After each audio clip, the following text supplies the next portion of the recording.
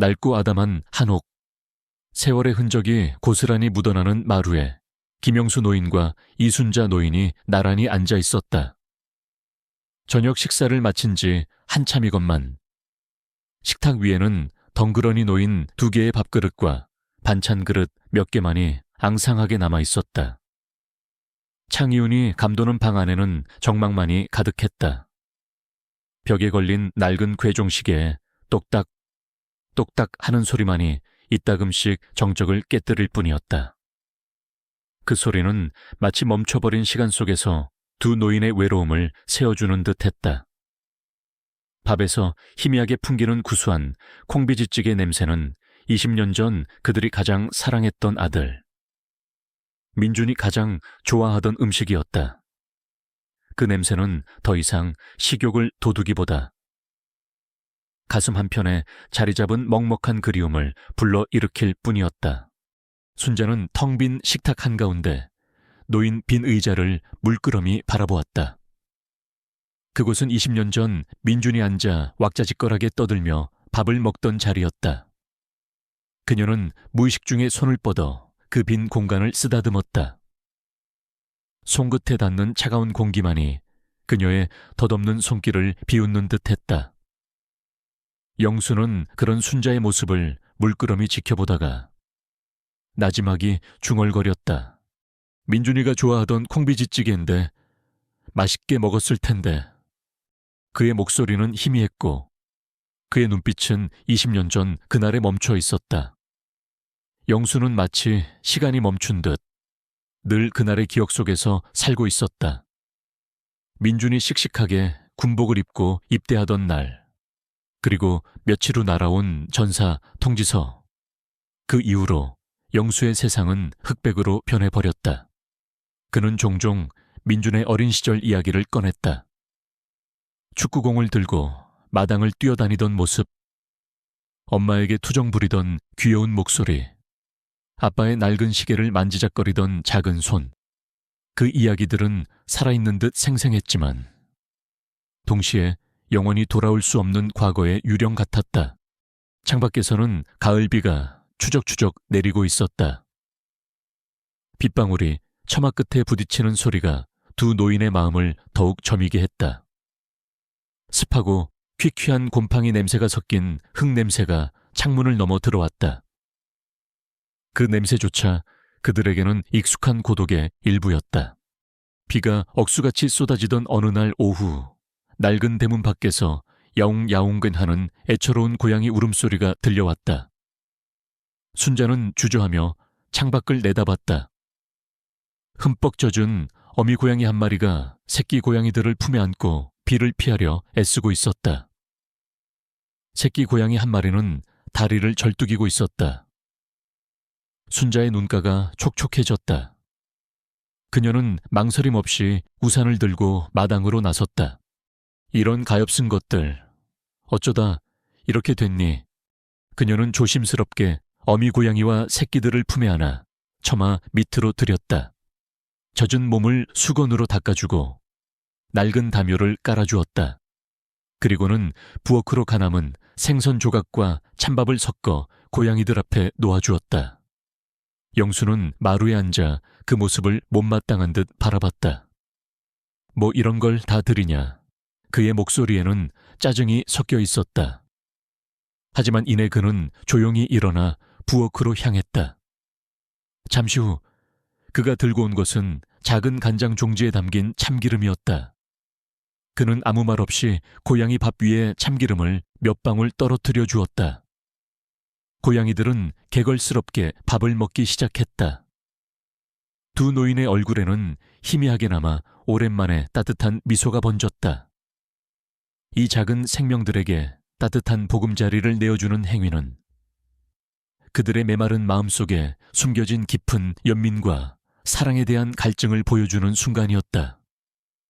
그들은 잃어버린 아들을 향한 마음을 이렇게 작은 생명들에게 나누어 주고 있었다. 순자는 가끔씩 아들 민준의 유품을 담아둔 낡은 나무 상자를 꺼내보았다. 상자 안에는 빛바랜 편지 몇 통, 민준이 직접 그린 어설픈 그림, 그리고 시계바늘이 멈춰버린 낡은 손목시계 하나가 들어있었다. 그녀는 시계에 깨진 유리를 손가락으로 조심스럽게 어루만졌다. 민준이 입대하던 날, 그녀가 선물했던 시계였다. 그 옆에는 민준의 어린 시절 사진이 한 장 놓여 있었다. 뽀얀 얼굴에 해맑게 웃고 있는 민준의 모습, 특히 그의 오른쪽 뺨에 깊게 파인 보조개가 선명했다. 그 보조개는 민준의 트레이드 마크와도 같았다. 순자는 사진 속 민준의 보조개를 손가락으로 꾹 눌러보았다. 마치 그렇게 하면 민준이 다시 그녀의 품으로 돌아올 것만 같았다. 영수는 자신의 방에 걸린 낡은 달력을 멍하니 바라보았다. 20년 전 그날, 민준이 전사했다는 소식을 들었던 그 날짜 빨간색 펜으로 동그라미가 쳐져 있었다. 그는 매년 그날이 되면 마을 어귀에 있는 작은 비석 앞에 섰다. 육전 요이쇼 참전 용사들의 이름이 새겨진 비석이었다. 민준의 이름은 그곳에 없었다. 그의 시신은 수습되지 못했고 그의 이름은 그저 전사자 명단의 한 줄에 불과했다. 영수는 비석 앞에서 말없이 담배를 피웠다. 그의 눈빛에는 지워지지 않는 슬픔과 함께 작은 의문이 서려 있었다. 정말 다 끝난 걸까? 그 의문은 결코 해소되지 않은 채 그의 마음속에 깊은 응어리로 남아 있었다. 이 모든 것들이 두 노인의 삶을 지배하는 불확실성과 고통스러운 기다림을 보여주는 암시들이었다. 그들은 겉으로는 평온해 보였지만 내면에는 폭풍전야의 고요함이 가득했다. 어느 늦가을 아침, 잿빛 하늘에서 차가운 비가 추적추적 내리고 있었다. 순자는 마당에 나와 어제 남겨둔 고양이 밥그릇을 비우고 있었다. 20년 동안 잊고 지낸 일상의 파편들이 차가운 바람처럼 그녀의 뺨을 스쳤다. 영수는 방 안에서 낡은 라디오를 틀어두고 조간신문을 읽고 있었다. 그의 시선은 신문 활자에 머물러 있었지만 그의 마음은 여전히 민준이 떠나던 20년 전 그날에 멈춰 있었다. 그때였다. 낡은 전화기가 요란하게 울리기 시작했다. 따르릉, 따르릉. 두 노인은 동시에 귀를 기울였다. 이 집 전화는 을의 자식들에게서 오는 안부 전화나 이웃들의 소소한 용건이 전부였다. 이런 다급한 벨소리는 좀처럼 들을 수 없었다. 순자는 손에 묻은 흙을 대충 닦아내고는 서둘러 전화를 받았다. 여보세요. 예, 이순자입니다만. 수화기 너머에서 들려오는 목소리는 딱딱하고 사무적이었다. 국방부입니다. 김민준 씨의 가족 되십니까? 순자의 심장이 쿵 하고 떨어졌다. 김민준. 그 이름은 그녀의 삶에서 가장 아픈 상처이자 금기어였다. 손에 쥐고 있던 수건이 바닥에 떨어졌다. 영수도 전화기 소리에 반응하며 순자를 불안한 눈빛으로 바라봤다. 민준이요, 저희 아들은 20년 전에 전사했습니다만. 순자의 목소리가 떨렸다. 저희도 그렇게 알고 있었습니다만. 최근 북한에서 송환된 인원 중 김민준 씨와 일치하는 신원 정보가 확인되어 연락드렸습니다. 수화기 너머의 목소리는 여전히 침착했지만 순자의 귀에는 마치 천둥 소리처럼 들렸다. 송환, 북한, 김민준 일치. 그녀는 이해할 수 없는 단어들의 조합에 머리가 멍해졌다. 그게 무슨 말씀이십니까? 저희 민준이는 분명히 전사했다고. 순자는 말을 잇지 못하고 흐느끼기 시작했다. 믿을 수 없었다. 20년 동안 가슴에 묻었던 아들이, 죽었다고 생각했던 아들이 살아있다는 것이다. 그녀의 머릿속은 혼란으로 가득 찼다. 기쁨, 놀라움, 그리고 알 수 없는 두려움이 뒤섞였다.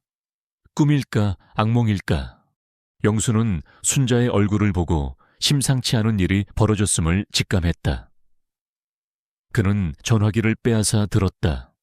이봐요. 지금 무슨 말을 하는 겁니까? 장난치지 마시오. 영수의 목소리는 격앙되어 있었다. 저희도 매우 조심스럽게 확인한 사안입니다.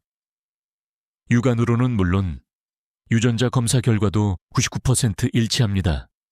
조만간 가족 상봉 일정을 조율할 예정입니다. 자세한 내용은 대면하여 설명드리겠습니다. 전화는 끊어졌다. 영수는 멍하니 수화기를 들고 서 있었다. 그의 얼굴은 백지장처럼 창백했다. 민준이가 살아있대.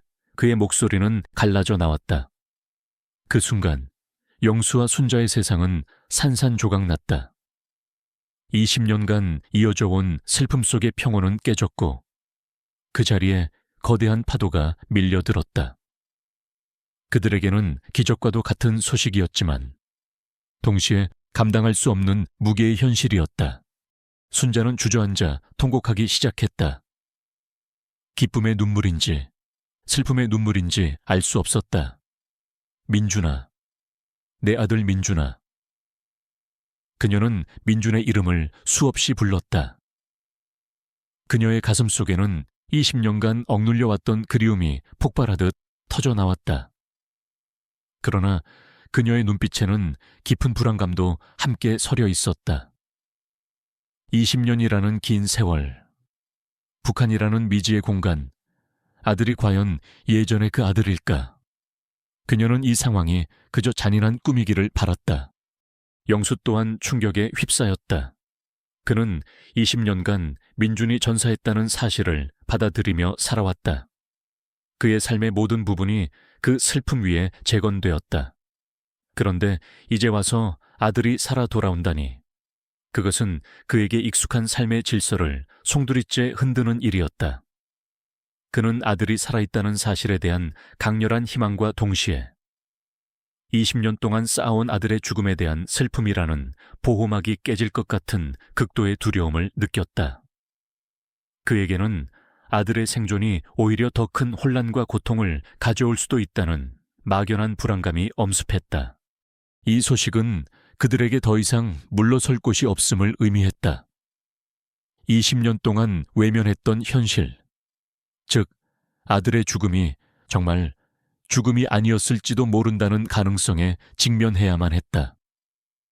그들은 이제 민준이 돌아온다는 현실을 부정할 수 없었다. 그들은 새로운, 예측 불가능한 여정에 강제로 내던져졌다. 낡은 시계는 여전히 멈춰 있었지만 그들의 시간은 이제 다시 흐르기 시작했다. 그러나 그 시간이 과연 그들을 어디로 이끌지는 아무도 알 수 없었다. 그날 밤 두 노인은 좀처럼 잠들지 못했다. 아들의 희미한 얼굴이 떠올랐다가 이내 낯선 그림자로 변하는 환상에 시달렸다. 그들의 잠 못 이루는 밤은 다가올 폭풍의 전조와도 같았다. 며칠 후 영수와 순자는 국방부 관계자와 동행하여 경기도 외곽에 위치한 군 병원으로 향했다. 잿빛 하늘 아래 철조망으로 둘러싸인 병원 건물은 마치 견고한 감옥 같았다. 그들의 심장은 마치 전쟁터의 북소리처럼 격렬하게 울렸다. 20년 만에 아들을 만난다는 설렘과 함께 미지의 두려움이 그들을 짓눌렀다. 아들이 과연 그들이 기억하는 민준일까? 병원의 한적한 면회실. 차가운 금속 테이블과 딱딱한 의자가 놓인 방은 불안감을 더했다. 잠시 후 문이 열리고 한 남자가 들어섰다. 그는 군복이 아닌 평범한 환자복을 입고 있었다. 영수와 순자의 시선은 동시에 그에게 고정되었다. 그의 얼굴은 민준과 똑같았다. 코와 입술, 눈매까지. 사진 속 어린 민준이 20살 성인이 된 모습 그대로였다. 순자는 흐느끼며 그의 이름을 불렀다. 민준아, 내 아들 민준아. 순자는 참았던 눈물을 쏟아내며 남자에게 달려갔다. 그녀는 그의 품에 안겨 흐느꼈다. 20년 동안 쌓인 그리움과 한이 터져 나오는 순간이었다. 영수도 눈물을 글썽이며 아들의 어깨를 잡았다. 그러나 남자는 아무런 반응이 없었다. 그의 눈빛은 텅 비어 있었다. 순자의 품에 안겨 있으면서도 그의 시선은 허공을 헤매고 있었다. 마치 낯선 사람이 갑자기 자신을 붙잡고 울고 있는 상황에 당황한 듯한 표정이었다. 그의 얼굴에는 어떤 감정도 읽을 수 없었다. 기쁨도 슬픔도 그리움도 없었다. 그는 그저 두 노인을 물끄러미 바라볼 뿐이었다. 민준아, 엄마 몰라보니 엄마야. 엄마. 아빠고. 순자는 남자의 얼굴을 두 손으로 감싸 쥐었다. 남자는 그제야 순자의 손길에 움찔했다. 그는 천천히 고개를 저었다. 누구신지 모르겠습니다. 그의 목소리는 낮고 건조했다. 발음은 분명 한국어였지만 억양은 미묘하게 달랐다. 낯설면서도 어딘가 기계적인 느낌마저 들었다. 그들의 세상이 무너지는 소리가 들렸다. 그들의 아들이 살아 돌아왔지만 그 아들은 그들을 알아보지 못했다. 이것이 그들이 마주한 잔인한 진실이었다. 국방부 관계자들은 침묵 속에서 이 비극적인 재회를 지켜보고 있었다. 그들 중 한 명인 젊은 심리상담사 이지은 대위는 안타까운 표정으로 두 노인을 바라봤다. 그녀의 눈빛에는 연민이 서려 있었지만 다른 관계자들의 얼굴에는 미묘한 불편함과 초조함이 맴돌았다. 그들은 이 상황이 빨리 정리되기를 바라는 듯했다. 면담이 끝나고 민주는 다시 어딘가로 이송되었다. 국방부 관계자들은 순자와 영수에게 오랜 시간 동안 북한에서의 고된 생활과 사상 교육으로 인해 극심한 외상 후 스트레스 장애를 겪고 있는 상태입니다. 기억을 잃었을 가능성이 높습니다. 라고 설명했다. 그들은 민준이 온전히 사회에 적응할 수 있도록 특별 관리할 것이라고 덧붙였다. 치료와 재활을 위해 당분간은 가족과의 접촉을 제한해야 합니다. 관계자의 말은 차갑고 단호했다. 순자는 절규했다. 아니요, 내 아들이에요. 내가 내 아들을 돌봐야 해요. 기억을 잃었다고요. 그럴 리가 없어요. 영수는 순자의 손을 잡고 간신히 그녀를 진정시켰다. 그의 눈빛은 혼란스러웠지만 동시에 무언가 이상하다는 직감이 스쳐 지나갔다. 아들의 얼굴은 분명 민준인데 그의 눈빛과 행동은 전혀 달랐다. 마치 껍데기만 민준인 듯한 느낌이었다. 그는 국방부 관계자들의 설명이 석연치 않다고 생각했다. 그들의 표정에는 너무 많은 비밀과 은폐가 느껴졌다. 그날 밤 두 노인은 잠들지 못했다. 순자는 민준의 어린 시절 사진을 붙잡고 밤새 울었다. 사진 속 보조개를 가진 해맑은 아이의 얼굴과 오늘 만난 텅 빈 눈빛의 남자가 오버랩되며 그녀를 고통스럽게 했다. 영수는 굳은 표정으로 앉아 생각에 잠겼다. 과연 그들의 말대로 단순한 기억 상실일까? 그의 머릿속에서는 수많은 질문들이 맴돌았다. 그는 올해 전 민준이 군대에 가기 전 자신에게 맡겼던 낡은 일기장을 꺼내보았다. 일기장 속에는 민준이 꿈꾸던 미래와 가족에 대한 사랑이 담겨 있었다. 그리고 한 페이지에는 만약 내가 어떤 일이 생기더라도 아빠 엄마는 나를 꼭 기억해 줘. 그리고 이 시계, 아빠가 준 이 시계는 나에게 가장 소중한 거야. 라는 글이 쓰여 있었다. 영수는 손목시계를 바라봤다. 깨진 유리가 그의 의문을 더욱 증폭시켰다. 이 모든 것이 그들 가족만의 문제가 아니라는 사실을 어렴풋이 짐작하게 하는 순간이었다. 국방부의 특별 관리는 그들에게 민준을 되찾기 위한 첫 번째 도전이자 적대 세력과의 대치였다. 민준이 외상 후 스트레스 장애라는 명목으로 군병원에 격리된 지 한 달이 흘렀다. 영수와 순자는 매일같이 면회를 신청했지만 대부분은 거절당했다. 어쩌다 면회가 허락되어도 민준은 여전히 그들을 낯설어했다. 그의 눈빛은 공허했고 그의 입에서 나오는 말들은 그들이 아는 아들의 것이 아니었다. 군 병원은 그들에게 그 감옥히자 싸움터였다. 사랑하는 아들을 되찾기 위해 넘어서야 할 거대한 벽이었다. 이지은 대위는 유일하게 그들에게 따뜻한 시선을 보내는 사람이었다.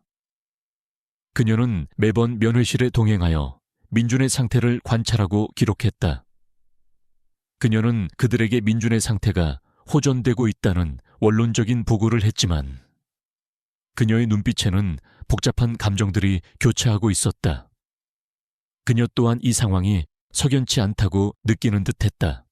어느 날 순자는 면회실에서 민준에게 그의 어린 시절 사진을 보여주며 애원하듯 말했다. 민준아, 기억나니 네가 어릴 때 아빠랑 같이 낚시 가서 잡은 물고기야. 네가 너무 좋아서 펄쩍펄쩍 뛰었잖아. 엄마가 그때 사진 찍어줬잖아. 순자의 목소리는 떨렸고 눈물은 쉴 새 없이 흘러내렸다. 민준은 사진 속 자신의 얼굴을 물끄러미 바라보았다. 그의 표정에는 아무런 변화도 없었다. 그는 사진을 받아들고는 손가락으로 사진 속 소년의 얼굴을 무심히 훑을 뿐이었다. 기억나지 않습니다. 저는 낚시를 해본 적이 없습니다.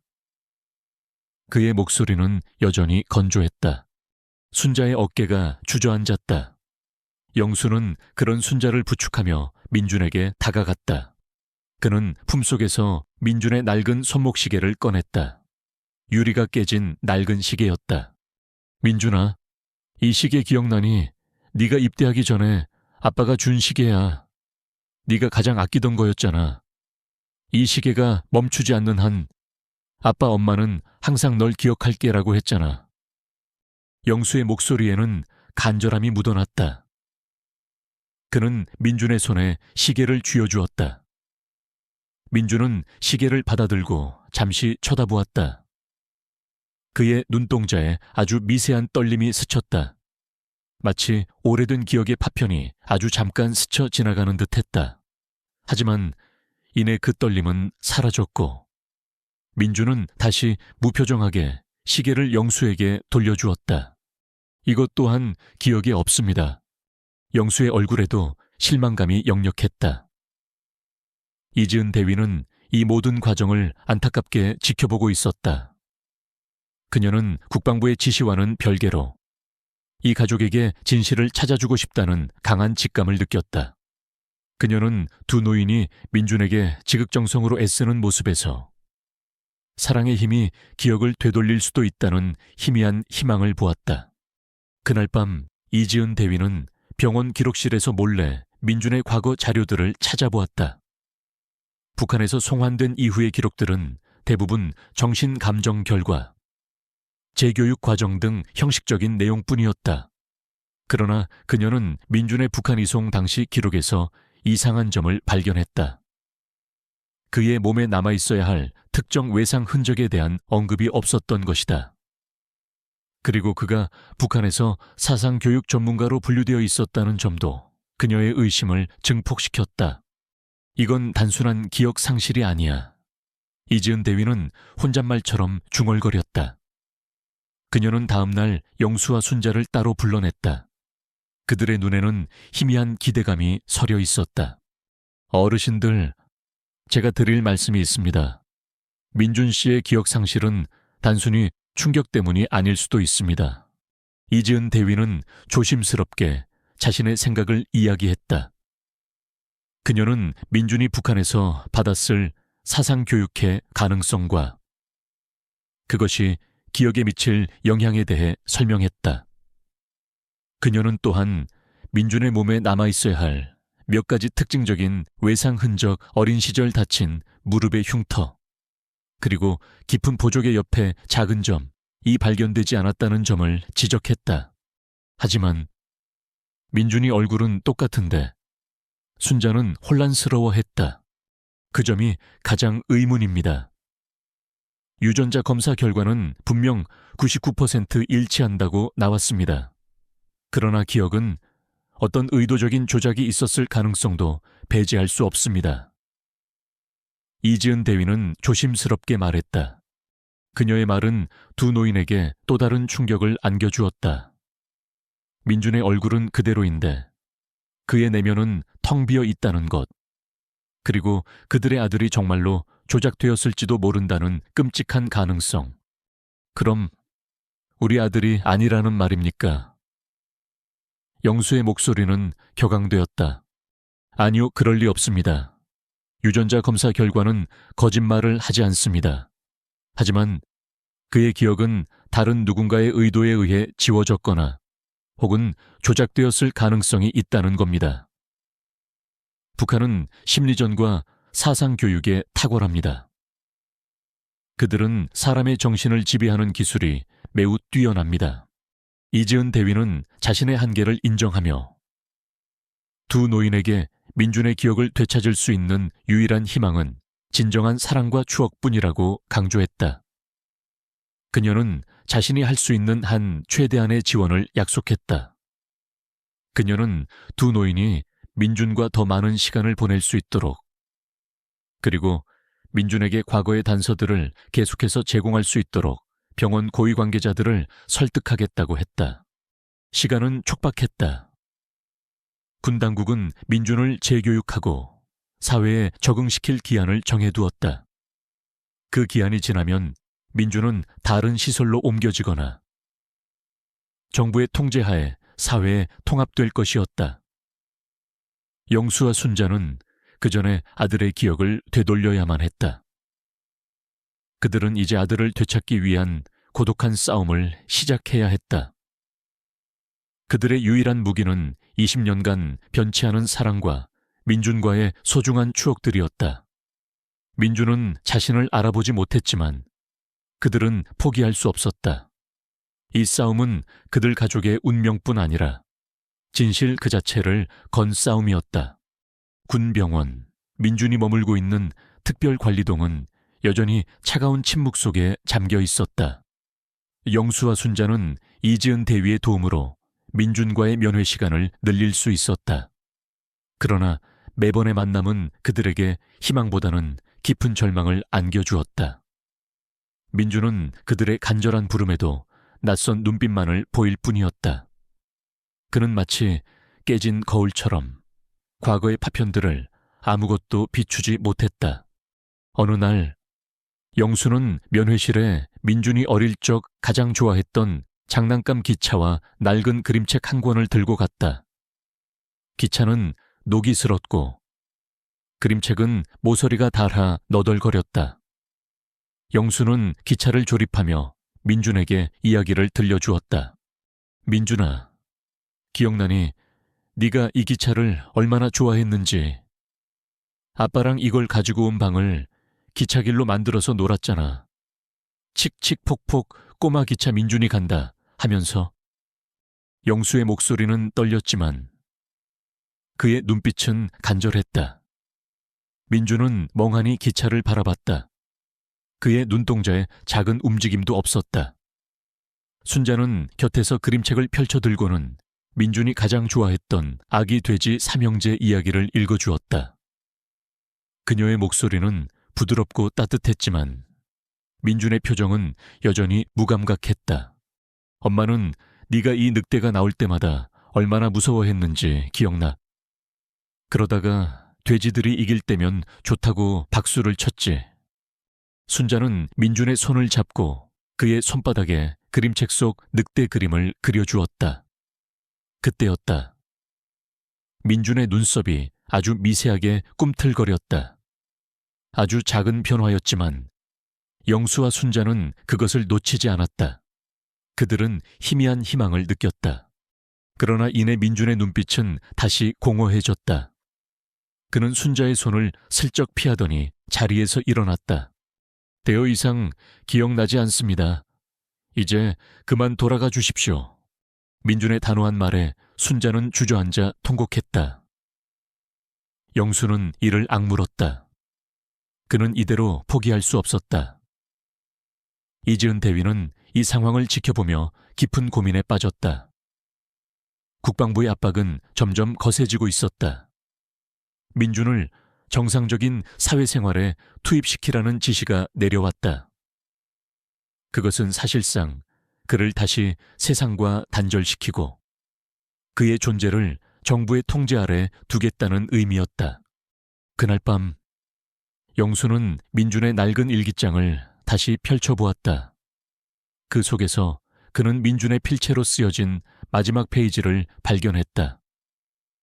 아빠가 주신 시계 깨졌지만 결코 버리지 않을 거야. 내가 어디에 있든 이 시계가 멈추지 않는 한 아빠 엄마는 나를 기억해 줄 테니까. 그리고 내 오른쪽 보조개 옆에 작은 점. 그건 엄마랑 나만의 비밀. 영수의 머릿속에 섬광처럼 스쳐 지나가는 것이 있었다. 민준의 보조개 옆에 있던 작은 점. 오늘 만난 민준의 얼굴에는 그 점이 없었다. 그는 숨죽이며 순자에게 속삭였다. 여보, 민준이 얼굴에 점이 없었어. 그 점. 기억나? 어릴 때부터 보조개 옆에 있던 작은 점. 오늘 민준이 얼굴엔 그게 없었어. 순자도 그제야 정신이 번쩍 드는 듯했다. 그들은 민준이 어린 시절 넘어져 다쳤던 무릎의 흉터도, 그리고 그들 가족만의 아주 사적인 추억들. 예를 들어 민준이 유독 무서워했던 천둥소리나 그가 즐겨 불렀던 멜로디에 대해서도 그가 전혀 반응하지 않았음을 깨달았다. 다음 날 마지막 면회. 군 당국은 이제 더 이상 시간을 줄 수 없다며 그들을 재촉했다. 민준은 이미 짐을 싸고 있었고 그의 옆에는 냉정하고 경계심 가득한 얼굴의 국방부 고위 관계자들이 서 있었다. 이것은 절체절명의 순간이었다. 영수와 순자는 민준에게 다가가 마지막으로 애원했다. 순자는 민준의 팔을 잡고 그의 소매를 걷어 올렸다. 그녀의 손가락은 떨렸다. 민준아, 내 무릎에 있는 이 흉터. 기억나 어릴 적 네가 뛰어놀다 넘어져서 생긴 흉터잖아. 엄마가 약 발라주고 밤새 울었잖아. 아빠가 이 상처를 보며 우리 아들은 언제나 씩씩하다고 말해줬잖아. 순자는 민준의 무릎을 어루만지며 흐느꼈다. 민준의 눈빛은 여전히 흔들림 없었다. 그러나 그때 영수는 불현듯 민준의 손목 시계를 바라봤다. 그가 민준에게 주었던 시계는 아니었다. 민준은 자신에게 기억이 없다며 시계를 돌려주었었기 때문이다. 영수는 민준의 손목 시계를 강하게 잡아챘다. 깨진 유리의 위치가, 그리고 시계 뒷면에 새겨진 작은 글자가 달랐다. 순간 민준의 눈빛이 흔들렸다. 그가 잠시 혼란스러워하는 틈을 타 영수는 아들이 어릴 때 즐겨 부르던 가족만이 아는 멜로디를 나지막이 흥얼거리기 시작했다. 그것은 민준만이 반응할 수 있는 영혼의 암호와도 같은 멜로디였다. 나의 작은 별아, 반짝이는 꿈을 꾸렴. 멜로디가 민준의 귓가에 닿는 순간 그의 몸이 경련하기 시작했다. 그는 머리를 부여잡고 고통스러운 신음을 냈다.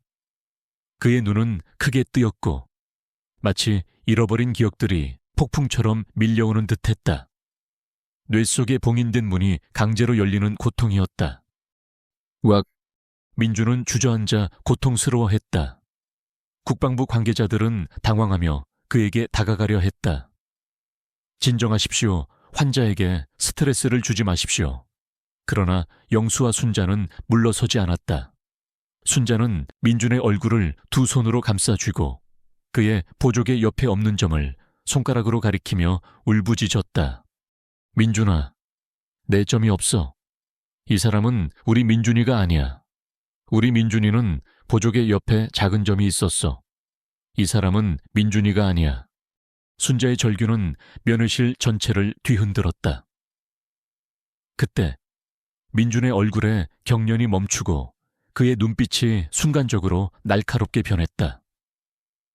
그는 고통에 일그러진 얼굴로 순자와 영수를 똑바로 응시했다. 그리고는 찢어지는 듯한 목소리로 외쳤다. 이엄, 마, 아, 마바, 기르마. 그의 얼굴에는 20년 전 그들이 기억하는 깊은 보조개가 선명하게 다시 나타났다. 그의 눈에서는 뜨거운 눈물이 쏟아져 내렸다. 그것은 낯선 남자의 눈물이 아닌 20년 전 그들이 잃어버렸던 아들의 눈물이었다. 민주는 혼란스러운 표정으로 자신의 손을 바라봤다. 그곳에는 있어야 할 흉터가 없었다.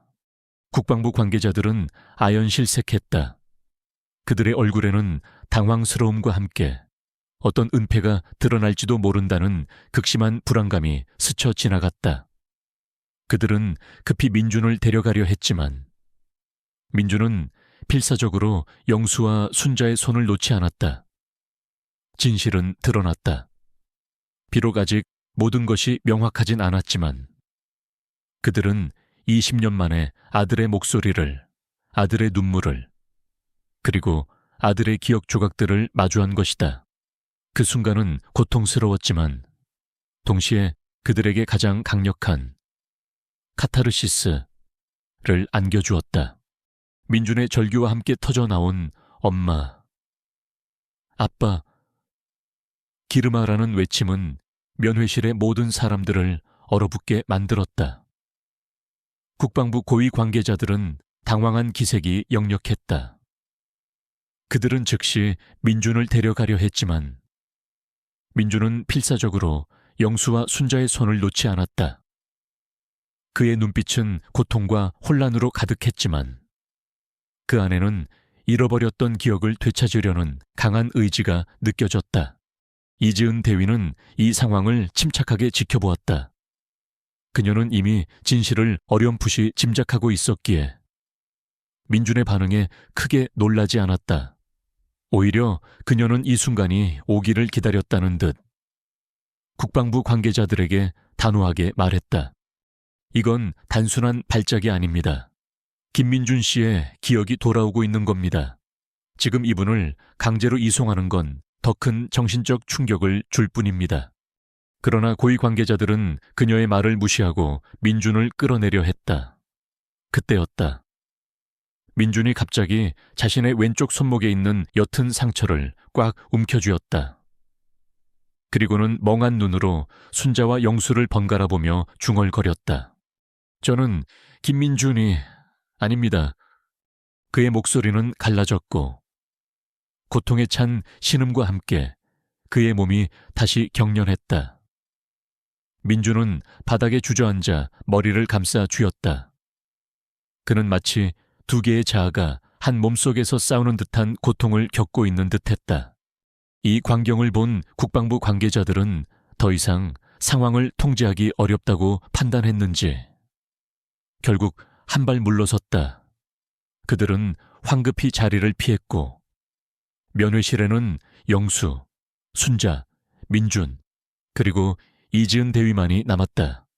침묵 속에서 이지은 대위는 영수와 순자에게 조용히 속삭였다. 어르신들, 제가 확인해보니 북한에서 송환된 인원은 2명이었고 1명은 이미 가족에게 인계되었습니다. 하지만 그 과정에서 뭔가 착오가 있었던 것 같습니다. 유전자 검사 결과는 김민준 씨 본인과 일치하지만 이분은 사상 교육 과정에서 기억이 조작되었을 가능성이 매우 높습니다. 그의 내면에 민준 씨의 기억과 인격이 잠재되어 있을 수 있습니다. 그가 방금 말한 것은 아마도 그를 세뇌했던 주입식 교육의 결과일 겁니다. 이지은 대위는 민준이 북한에서 받았던 철저한 사상 교육과 심리 조작의 가능성을 설명했다. 그녀는 그들이 민준이라고 믿었던 이가 사실은 민준의 몸을 가진 또 다른 존재일 수 있다는 충격적인 가설을 내놓았다. 북한 당국이 민준의 신분을 이용해 남한 사회에 어떤 목적을 가지고 그를 보냈을지도 모른다는 위험한 암시였다. 순자는 충격의 할 말을 잃었다. 영수는 굳은 표정으로 이지은 대위를 바라봤다. 그의 눈빛은 분노와 함께 복잡한 감정으로 일렁였다. 20년 동안 아들을 잃은 슬픔에 이어 이제는 아들이 살아 돌아왔지만 그 아들이 자신이 아니라는 가능성에 직면해야 했다. 그럼 우리 민준이는 진짜 민준이는 어디에 있단 말입니까? 순자의 목소리는 절규에 가까웠다. 이지은 대위는 고개를 숙였다. 그것까진 확인되지 않았습니다. 하지만 어르신들이 보여주신 사랑과 추억이 이분의 내면에 잠재된 민준 씨의 기억을 자극하고 있는 것은 분명합니다.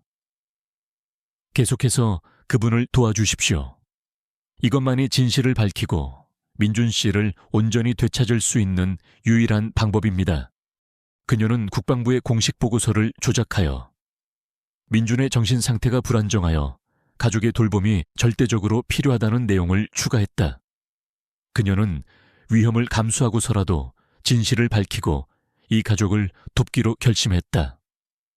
그녀는 민준이 사회에 통합되는 것을 막고 그가 진정으로 회복될 기회를 주려 했다. 결국 민준은 영수와 순자의 집으로 돌아올 수 있게 되었다. 박 원장 로아이 피. 처음에는 군 당국의 지시에 따라 민준을 통제하려 했던 관계자 중 한 명이었지만 민준이 보인 극적인 반응과 이지은 대위의 설득에 마지못해 동의했다. 그는 죄책감에 고개를 숙이며 영수와 순자에게 진심으로 사과했다. 저희의 판단이 짧았습니다. 송구합니다. 그는 민준의 재활을 위해 필요한 모든 의료적, 심리적 지원을 약속했다. 이것은 그의 오만함과 무지함이 깨지는 순간이었고 새로운 협력의 시작이었다. 민준이 집에 돌아오자 20년 만에 영수와 순자의 집에는 낯설지만 익숙한 온기가 감돌기 시작했다. 민준은 여전히 기억의 파편들 속에서 헤매고 있었지만 영수와 순자는 포기하지 않았다. 그들은 민준이 어릴 때 쓰던 방을 그대로 보존해 두었고 낡은 앨범을 꺼내 민준의 어린 시절 이야기를 끊임없이 들려주었다. 민준이 가장 좋아했던 콩비지찌개를 다시 끓여주고 그와 함께 마당에 작은 텃밭을 가꾸었다. 민준아, 이건 네가 어릴 때 아빠랑 같이 심었던 감나무야. 벌써 이렇게나 자랐지. 영수는 감나무를 어루만지며 말했다. 순자는 민준의 손을 잡고 그의 손바닥에 기름이라는 별명을 써주었다. 민준은 그 글자를 물끄러미 바라보다가 희미하게 고개를 끄덕였다.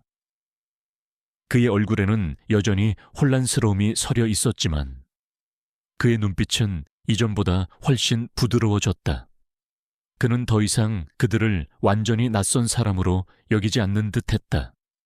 그의 잃어버린 기억 속에서 진정한 김민준이 조금씩 깨어나고 있었다. 그들은 이제 새로운 형태의 가족 관계를 시작해야 했다.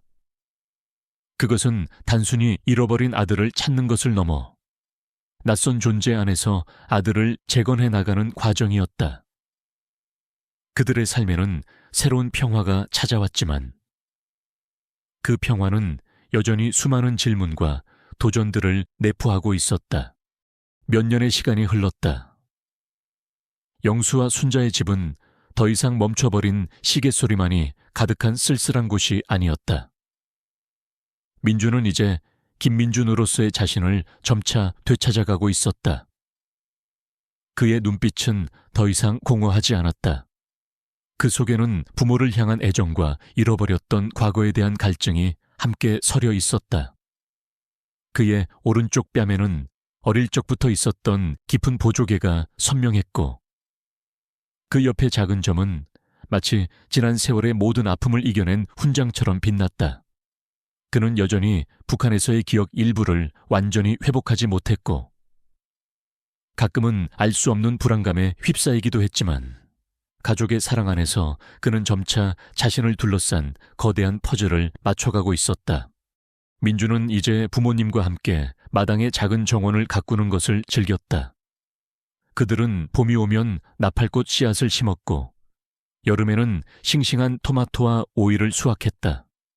민주는 어릴 적 아빠와 함께 심었다는 감나무를 특히 아꼈다. 그는 감나무 아래 앉아 순자가 들려주는 어린 시절 이야기를 듣곤 했다. 민준아, 네가 아빠랑 이 감나무 아래서 씨앗을 심고는 매일같이 물을 줬단다. 빨리 커서 맛있는 감을 내놓으라고 투정 부리기도 했지. 순자의 이야기에 민준은 희미하게 미소 지었다.